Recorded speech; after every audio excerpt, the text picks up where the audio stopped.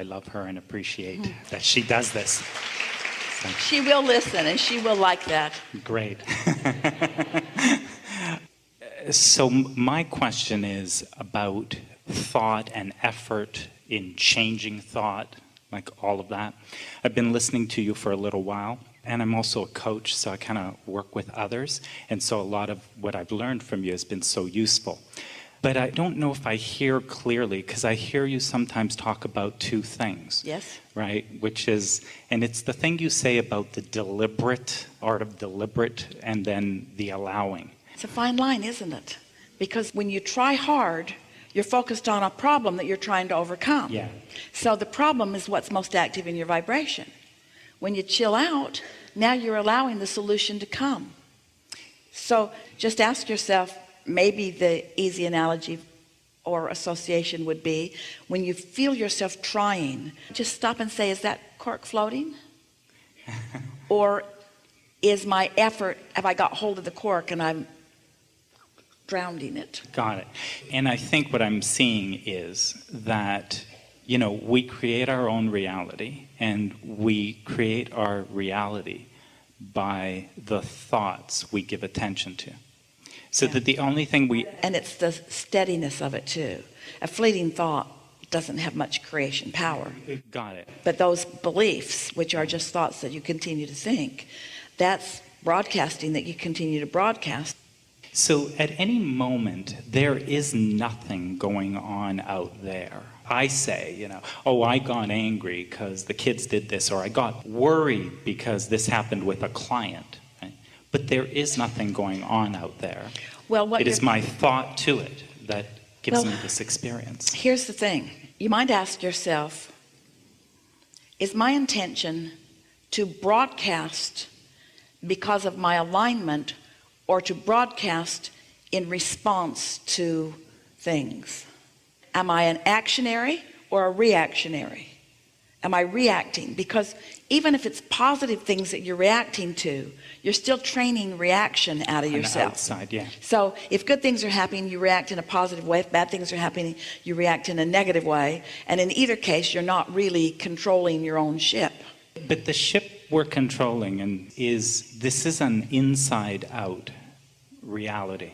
It appears. Let's say that in the way we've been saying it today, it's a source energy to physical. In other words, source energy out. The source within me, inside out. So inside out, yes. Yeah. And I don't mean me, but yes, the source that is me in an expression. Yes. Right? And source only expresses. Right? So that's what infinite. Source only expresses love and knowing and that vibration. Yes. And the only thing I could possibly do is either allow or interfere with that. Yeah. So I am either allowing the source that is me to express, or I interfere. And the way I interfere is I get a thought. Yeah. Like I've never done this before. This is bigger than... These are perfect words, and let's tie it together with a little more emphasis. Let's say that the source that I am allowing to flow through me now is flowing through me the details of what I've been telling source I wanted from my experience. So it all ties together. I live life. I garner from this life experience what I prefer. Source integrates it with all that source knows about me, and now expresses the fullness of that through me. And to the degree that I allow it, I feel wonderful and worthy. And to the degree that I don't, I feel less wonderful and less worthy. You got that? Cool. So when I get a thought, so then I doubt that I could do this, or this is bigger than I've done, or whatever. So let's use a different word, because it'll clarify something. Instead of saying when I get a thought, let's say when I receive a thought. Receive a thought. So I've received a thought. So now the logical question is, what receptive mode was I in from which I received the thought? Was I in the receptive mode of source, inside out, or was I in the receptive mode of vulnerability? It's because a lot of times you get what you think is inspiration because it comes in a strong way, because it's momentum and it occurs to you. But unless you've really practiced being in alignment, sometimes you can't tell if you're getting it from broader perspective or Yeah. from... So I get that. And this is something that shifted for me in the way I guide my clients and myself. Because I used to say, and would talk about, well, it's like change that thought. Like when you catch that it's a doubt or a fear or a worry or an anxiety, okay, well then change that thought. And that's not possible. Well, it is if you catch it early Okay. enough. That's the rumble strip analogy that we're offering. Sometimes you can if you catch it early enough. So can I ask technically, Yes? is it that you change that thought or that you just let go of it and source will bring you a new one?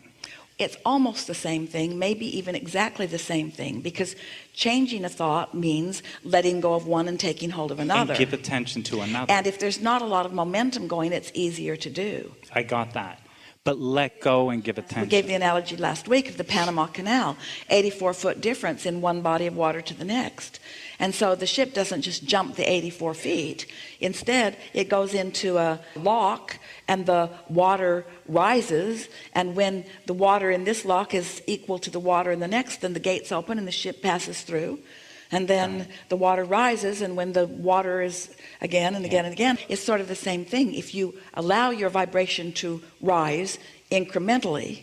I think what I'm seeing is if you use more thinking to try to get out of the thinking that you are in, you actually weigh that down. The cork float analogy. So we're sort of caught in a little quagmire here, and let's clear this up.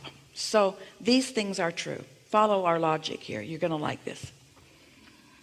Because we've been following yours and it's good. Your logic is good. Which comes first, the thought or the emotion? The thought which I feel. The thought first, and then I feel it. So I focus, which is what thinking is. I focus and activate within myself the subject of my attention. And then there is a vibrational relationship between what I've got active and the activity that my inner being has active on the same subject. So there is a relationship between the two.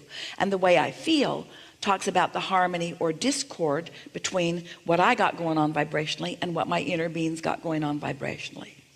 Can I call that? Can I say when I say that I feel my thinking? You in can, that but moment? stay with us just for a Okay, little got bit it. here, and let's take this to a new place of understanding. So it is always accurate to say that I think and then I have a feeling response to my thought. It's also accurate to say that it is not likely that I'm just going to stop thinking a thought. That would be like saying jump over the building. You're just not going to jump over the building. You might find a way to get yourself over the building, but you're not going to just jump over the building. So now we're talking about incremental thoughts. We're talking about momentum of thoughts. Now just rest with that for just a moment and answer this question. Is your inner being in any moment in time thinking a thought? Yes. Yeah. Answer this question. Is your inner being in any moment in time thinking a thought about what's on your mind? Yeah. Yeah. Yeah. So Instantly. that thought's already being thought. So there's a part of you, a big part of you, already thinking. Okay. Ooh, we have not had this conversation before. You're starting to feel it already, aren't you? So your inner being is already thinking a thought. If you quiet your mind and allow your vibration to raise, you'll be thinking the same thought that your inner being is thinking. Got it. And that's worthiness. That's alignment. Yeah. Oh, there were a lot of ha-has that just happened. And a lot of goosebumps on your body. So let's say it again. Your inner being is always interested and actively involved in whatever you're involved in, and always thinking a thought, and it's always pure positive energy, and it's always powerful, and it's always resourceful in its energy. It's the energy that creates worlds. And you're having some relationship with that thought that your inner being is thinking. Now, your inner being is not demanding you to jump over the house or raise your vibration that 84 feet without going through the logs. Your inner being knows that there's resistance on your path that makes it maybe not likely for you to see this as your inner being sees it right now, this red hot minute. But your inner being will keep calling you through the path of least resistance, through the path of the resistance that you've thrown on the trail, in order to get you there. In other words, your inner being doesn't ask you to think that thought and understand that right now, but your inner being is always calling you toward what you've created in your own vortex and all that you've become. Don't you just love this? So if you care about the way you feel, and you acknowledge that your inner being is thinking a thought, and for just a little bit you're listening rather than talking, you're listening for the thought that your inner being thinks about it, rather than explaining why you can't think that thought, or explaining why you're where you are. If you just chill and talk less. Esther is sometimes annoyed at the cell phones because they can't talk and listen at the same time, and so she's talking all over the top of her daughter, and her daughter's talking all over the top of her. In other words, they can't tell. Neither one of them ever want to stop talking. And so, but you are either broadcasting or you are receiving. You're not doing both at the same time. And so if you want to hear what your inner being is thinking, or let's say it better, if you want to be in on that high-minded thought that your inner being is thinking, then you got to stop spewing the lower-minded thought that you are spewing, which is the whole point of meditation, or the whole point of doing your best to chill. But to your point, you can't just stop thinking a thought. So you want to think the thoughts that let you go up the locks in the Panama Canal. Just try to find a thought that feels a little better, and a thought that feels a little better, and a thought that feels a little better, and a thought that feels a little better. And before you know it, you're in range, and now you're receiving the thought that your inner being is thinking about this. Great. And the stop talking so you can listen is also in the thinking. Or, good words, stop broadcasting so you can receive. Stop broadcasting for just a minute and see what you can pick up from the ethers. Yeah. And then that activity, like, well, that was a negative thought, so I need to think more positively, is just more talking. It's just more. And efforting. Which brings us full circle. So get out there on your favorite trail and walk briskly. Or run. Well, we were just doing one walk at a time here.